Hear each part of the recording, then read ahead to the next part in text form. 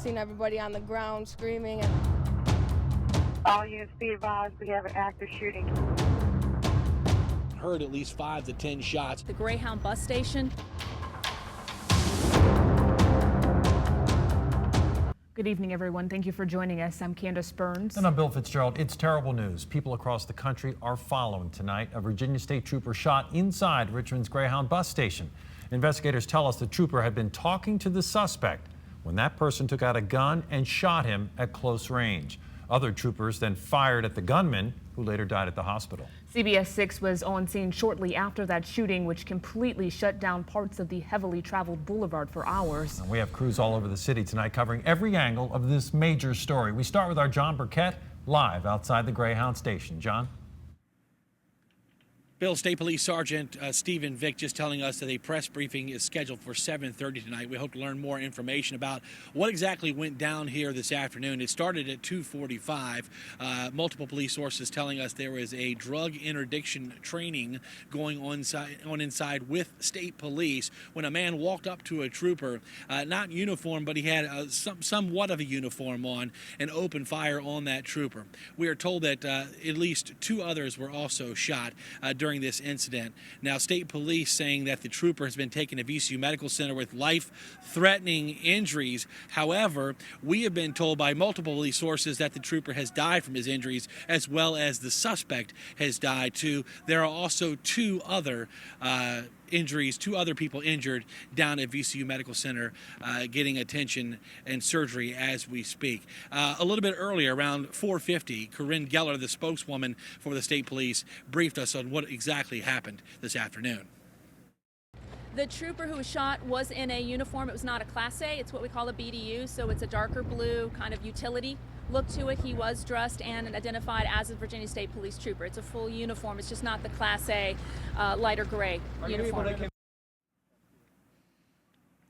Now, on the outside, we talked to a gentleman who said he never thought a smoke break would save his life. He said because he was taking that smoke break on the outside of the Greyhound bus station, he walked up to the door, and just as he walked up to that door, shots rang out. He saw the flash from the muzzle of the gun. He said at least 5 to 10 shots, and then he ran towards the U-Haul business across the street, as well as many other passengers pouring out the side of the bus terminal. Here's what he had to say.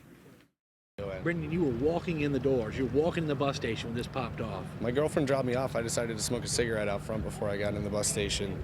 I was a little late, saved my life. As soon as I went over to touch the door, I could see muzzle flashes inside. What did you do, man? Ran the hell out of there. Ran to the U-Haul, right? The loud noises didn't make sense. I was like, there's no way, that's gunshots. But then there were 5, 10 more, and I could see the flash from the gun barrels through the window. You see anybody dropping, or? No, I couldn't see any bodies. I couldn't see any silhouettes. All I could see is the light from the gun. When I tell you what possibly went down, there was training exercise and some guy just opened fire on police. Thoughts? That's insane. Why would you do that? Especially if there's police inside. I don't know. It doesn't make sense to me, man. Bill and Candace, I spoke to one woman who was inside when the shots rang out. She said about 20 to 30 passengers at least were inside, and they all hit the floor. For those folks who don't know the outline of this bus terminal, it goes about 150 yards deep. The ticket counter is at the end, and where the shooting took place is right near the front door of the bus terminal. Working for you in Richmond, John Burkett, CBS 6 News. Thank you, John. And our Melissa Hippolyte spoke to a teenager who was inside the bus station as the shots rang out. And Melissa, what'd she have to say? Well, she described just how terrifying this day was for her. She was heading down from upstate New York to South Carolina. The bus pulled in here for about 10 minutes so she could change buses. She was smoking a cigarette when this all happened. Let's listen to what she had to say about it. Yeah, I was sitting there smoking a cigarette, and when I finished smoking the cigarette, when it got to the bottom, I heard a few bangs. I didn't think anything of it, so I threw my cigarette, opened the door, and then I had seen everybody on the ground screaming and people running around trying to get their stuff or just get out of the building. And I heard a few more shots, and I could tell that there was something going on in the building. Yeah, and at that point, she was told by security to get down on the ground on her stomach and put her hands up. She did that briefly, but at some point she was just like, you know what, I think my best chances are to get out of here and run. And that is exactly what she did. She ended up here in the back of the bus station.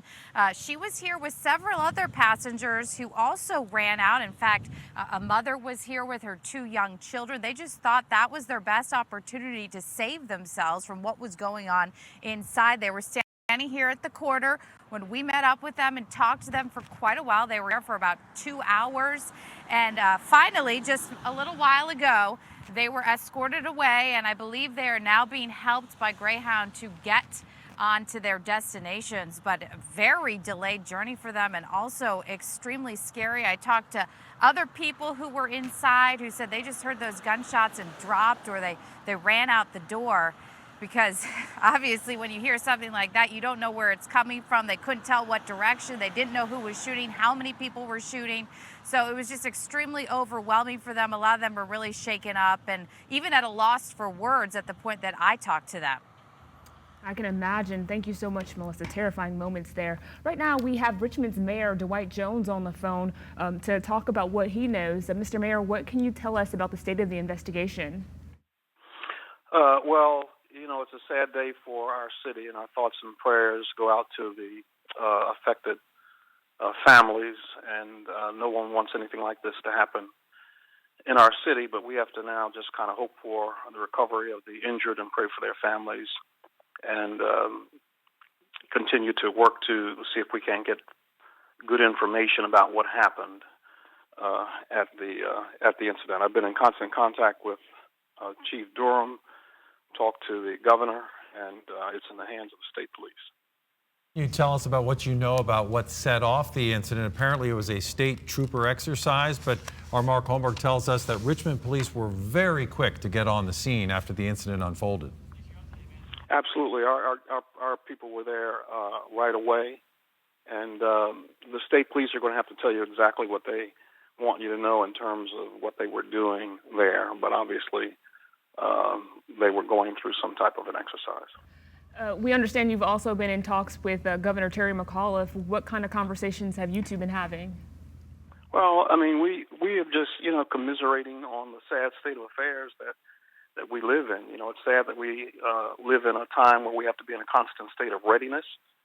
In the city, we had a training last week, and we had to add active shooter readiness to that training. And it's just something that, causes all of us to, bemoan the kind of society that we're living in today. But as far as information about the incident, we just have to wait for the investigators to do their job, to be able to dissect the crime scene and to talk to the witnesses. And I'm sure that we will get the information as soon as they get it. They'll get it to us. Well, thank you so much, Richmond Mayor Dwight Jones, for taking the time tonight to speak with us on what is obviously a very difficult evening.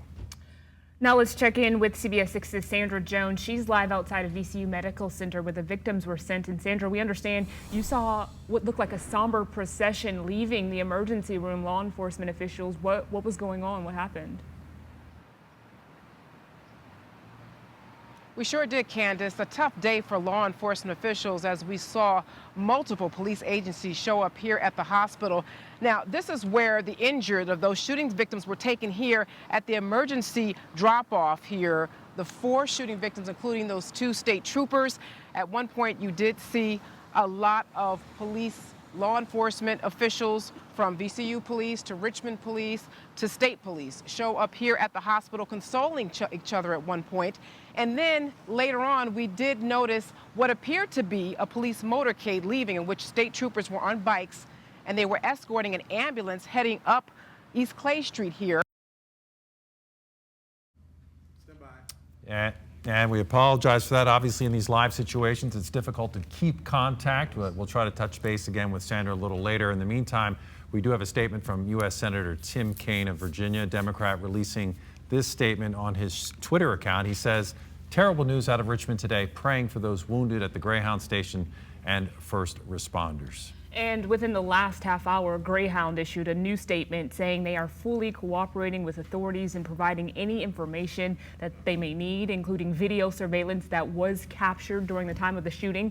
The company confirmed no employees were injured today. Greyhound also said, quote, "We are rerouting inbound schedules to our Richmond garage until further notice. If you are scheduled to travel today in or out of Richmond, they are going to work with you and reissue tickets for another time." We will have more coverage of this story in a few minutes and tonight for you at 11. In the meantime, we are constantly updating WTVR.com. You can check there and the CBS 6 Breaking News app with new information.